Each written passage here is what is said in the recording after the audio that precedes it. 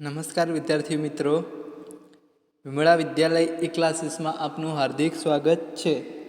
આજે આપણે ધોરણ 8 વિષય વિજ્ઞાન અને તેમાં પ્રકરણ નંબર 5 વિષય અભ્યાસ કરીશું.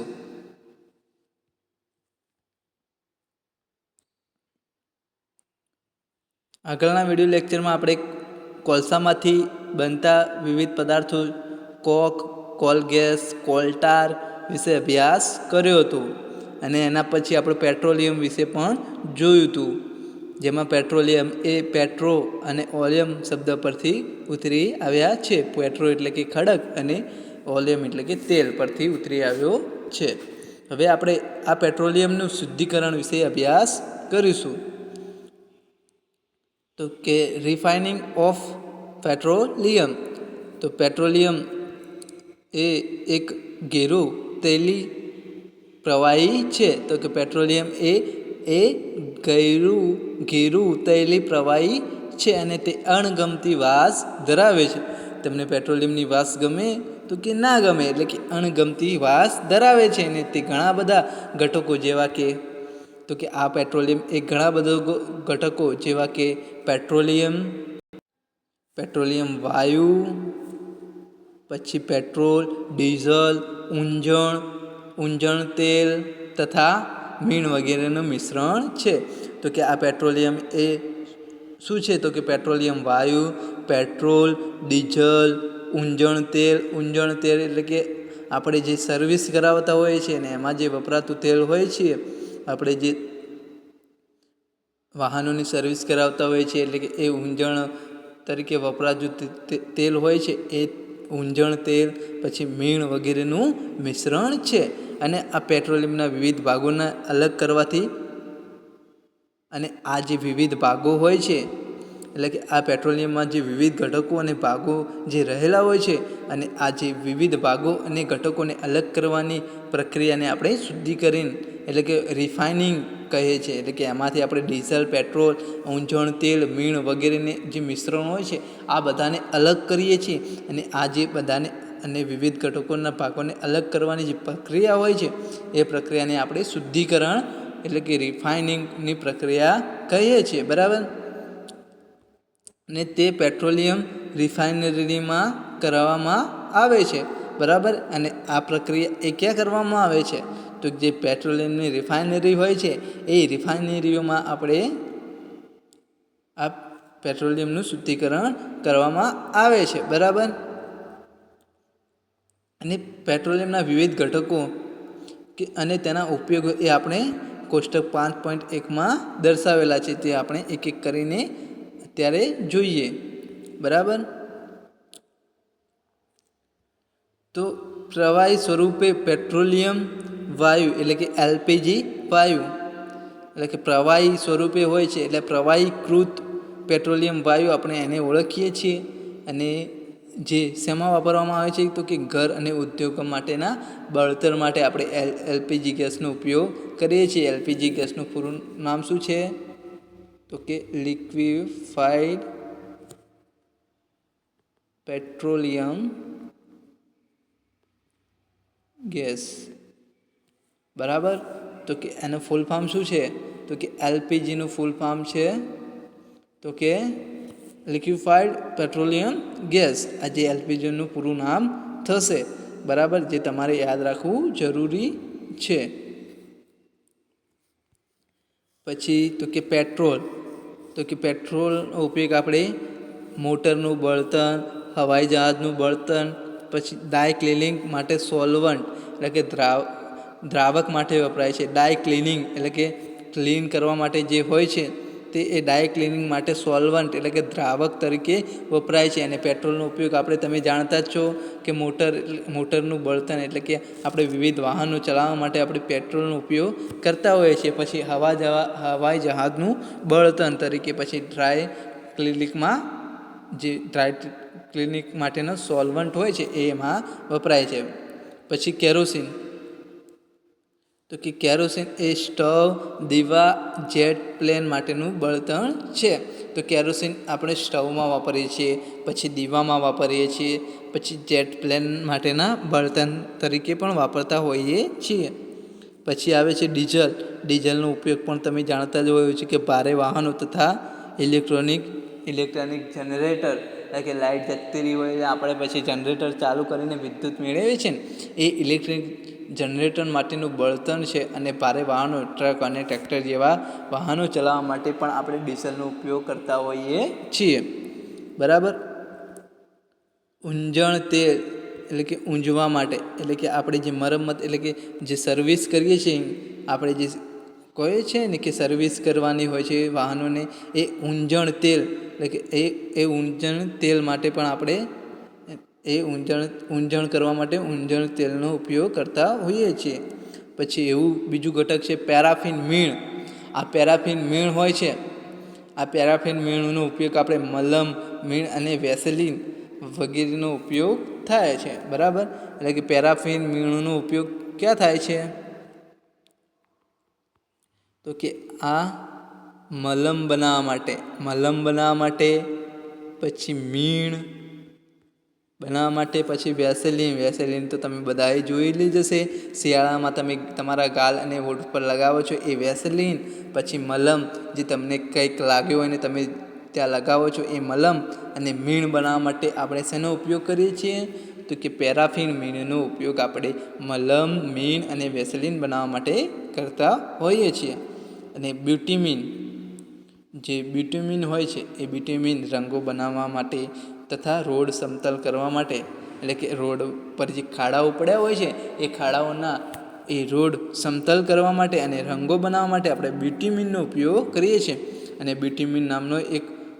બ્યુટીમિન પ્રકારનો એક કોલસો પણ આવેલો હોય છે, જે એક કોલસાનો પ્રકાર પણ છે.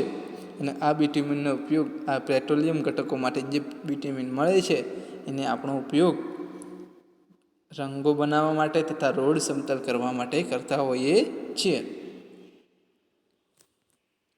હવે પેટ્રોલિયમ અને કુદરતી વાયુ ઘણા બધા ઉપયોગી પદાર્થો મેળવવામાં આવે છે. એટલે કે પેટ્રોલિયમ અને કુદરતી વાયુમાંથી આપણે ઘણા બધા ઉપયોગી પદાર્થો મેળવીએ છીએ. તેને પેટ્રોકેમિકલ્સ કહે છે.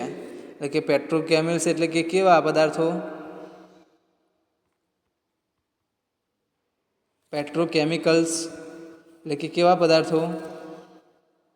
પેટ્રોકેમિકલ્સ એટલે કે કેવા પદાર્થો કે જે આપણને પેટ્રોલિયમ અને કુદરતી વાયુમાંથી મળતા હોઈએ છીએ. અને તેનો ઉપયોગ આપણે શેમાં કરતા હોઈએ છીએ?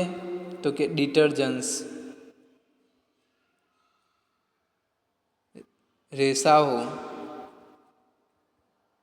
એટલે કે કયા રેસાઓ? તો કે નાયલોન, એક્રેલિક.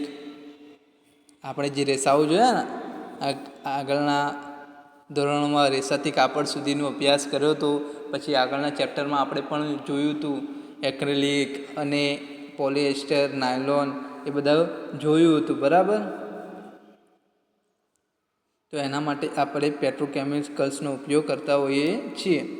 અને પોલિથીન અને અન્ય માનવસર્જિત પ્લાસ્ટિકના ઉત્પાદનમાં પણ આપણે પેટ્રોકેમિકલ્સનો ઉપયોગ કરતા હોઈએ છીએ. અને કુદરતી વાયુમાંથી મેળવવામાં આવતો હાઇડ્રોજન વાયુનો ઉપયોગ કૃત્રિમ ખાતર યુરિયાની બનાવટમાં થાય છે.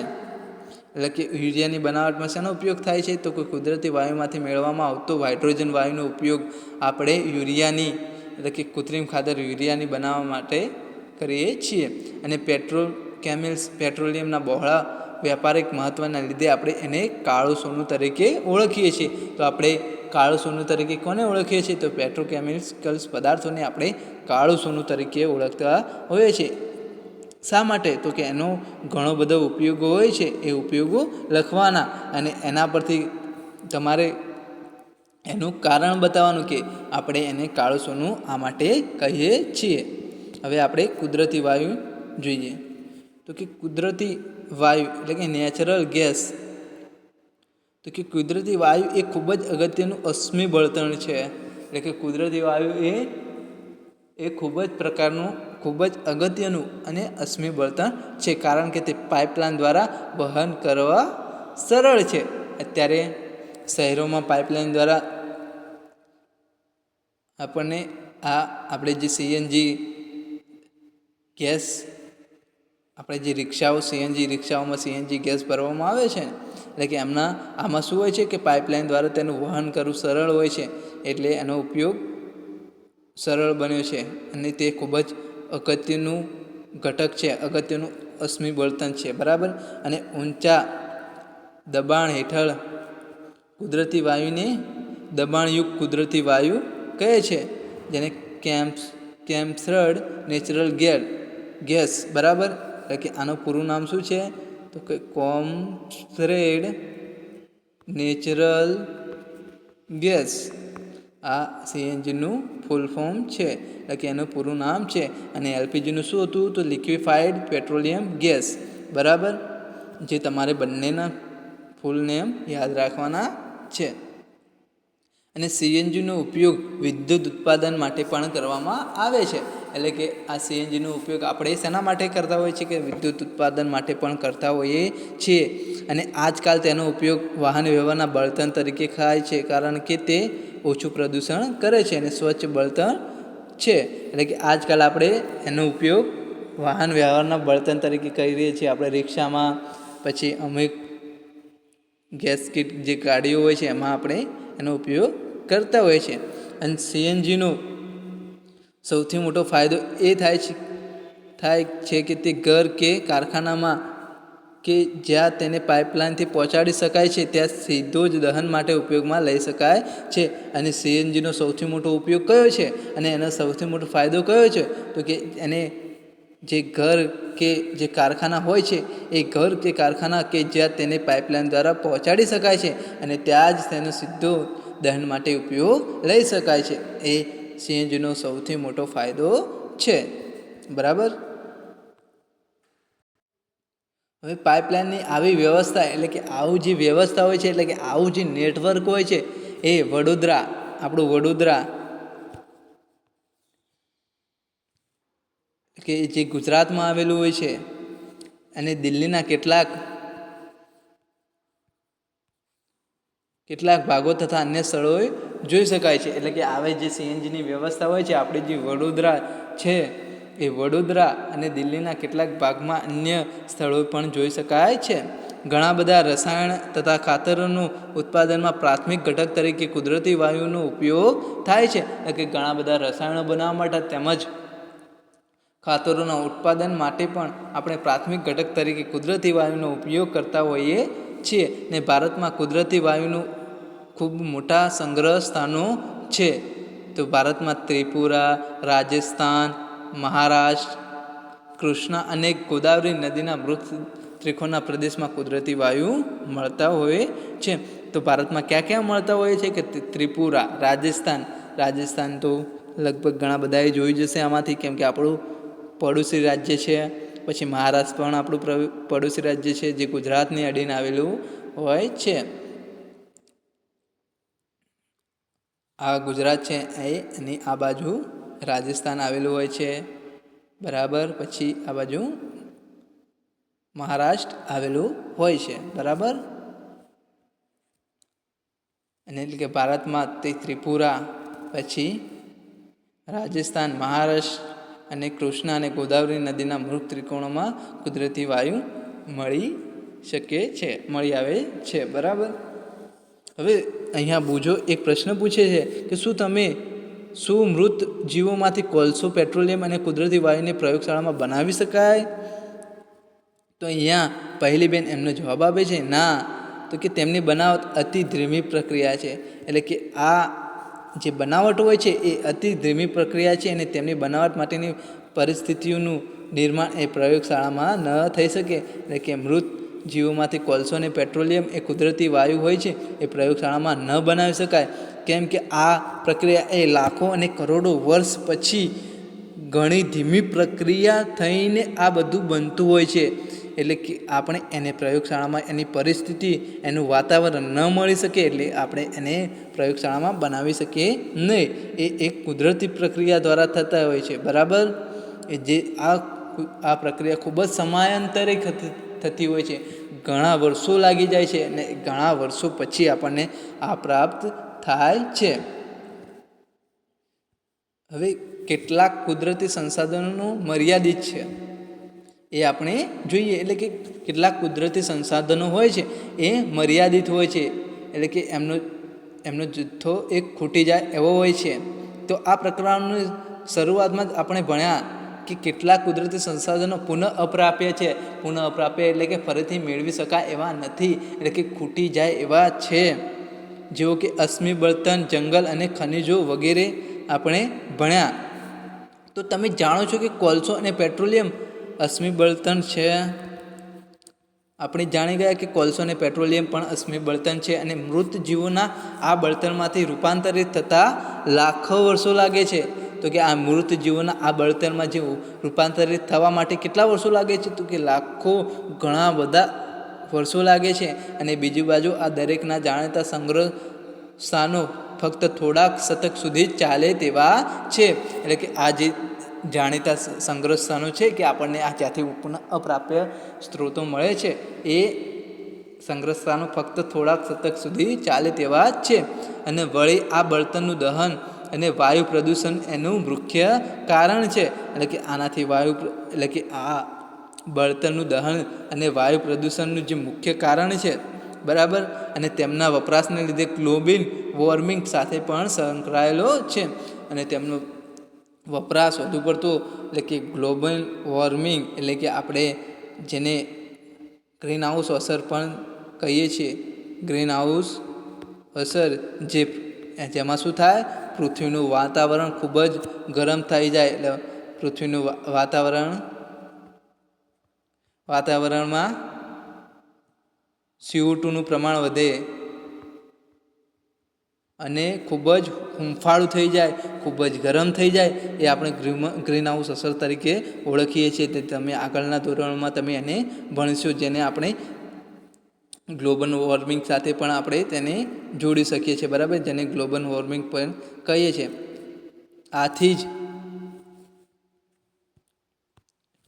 આથી જ જરૂરી છે કે આ બળતણનો ત્યારે જ ઉપયોગ કરીએ જ્યારે તેના વગર ચાલે નહીં હોય તેમ. એટલે કે આપણે એનો ઉપયોગ કરકસરપૂર્વક કરવો જોઈએ. જ્યાર સુધી જરૂરી ના હોય ત્યાર સુધી તેનો ઉપયોગ કરવો જોઈએ નહીં, બરાબર. અને આને કારણે સારું પર્યાવરણ, ગ્લોબલ વોર્મિંગ, ઓછું જોખમ તથા લાંબા સમય સુધી તે પ્રાપ્ય રહે છે. એટલે કે આના કારણે આપણને શું થાય?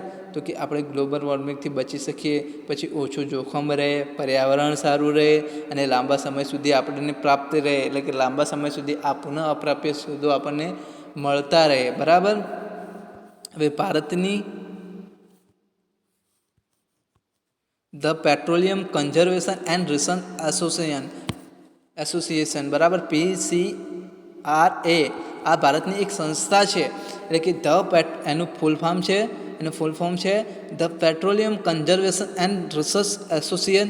એ સંસ્થા છે જે વાહન ચલાવતા સમયે પેટ્રોલ અને ડીઝલની બચત કઈ રીતે કરવી તેનો ઉપયોગની સલાહ આપે છે, બરાબર. આ એક પ્રકારની સંસ્થા છે, એનું નામ છે the petroleum conservation and research association. તો કે આ સંસ્થાનું કામ શું છે? તો કે આ સંસ્થાએ વાહન ચલાવતા સમય વખતે પેટ્રોલ ડીઝલની બચત કઈ રીતે કરવી એની સલાહ આપે છે, જે નીચે મુજબ છે. બને ત્યાં સુધી એકધારી મધ્યમ ગતિથી વાહન ચલાવો. એટલે કે આપણે બને ત્યાં સુધી એકધારી અને મધ્યમ ગતિથી વાહન ચલાવવું જોઈએ. એટલે કે બહુ ધીમું પણ નહીં ને બહુ ઝડપી પણ વાહન નહીં, પણ એને મધ્યમ ગતિથી ચલાવવું જોઈએ. અને ટ્રાફિક સિગ્નલ પાસે અથવા તમારે જ્યાં રાહ જોવાની હોય ત્યાં એન્જિન બંધ કરી દો. અથવા કે એટલે કે ટ્રાફિક સિગ્નલ હોય અને જ્યાં તમારે રાહ જોવાની હોય એવી જગ્યાએ તમારે શું કરવાનું? તો કે એન્જિન બંધ કરી દેવાનું. અને વાહનોના ટાયરમાં યોગ્ય દબાણની ખાતરી કરો અને વાહનને નિયમિત જાળવો. આ બધી સલાહો આપણને PCRA આપતી હોય છે, બરાબર. અહીંયા આપણો આ પાઠ કોલસો અને પેટ્રોલિયમ એ પૂરો કરીએ છીએ, બરાબર. આગળના પ્રકરણ એ આપણે આવતા વિડીયો લેક્ચરમાં જોઈશું. Thank you so much.